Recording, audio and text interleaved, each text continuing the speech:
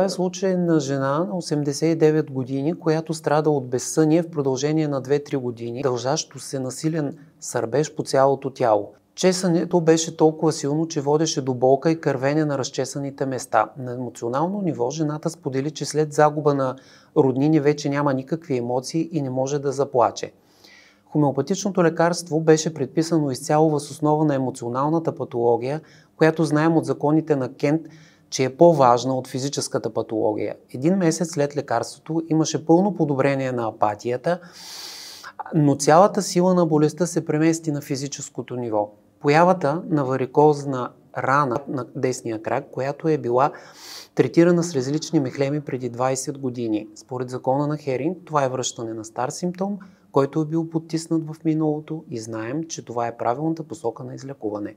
Беше необходимо да се даде второ лекарство, което излекува раната за период от около 2 месеца.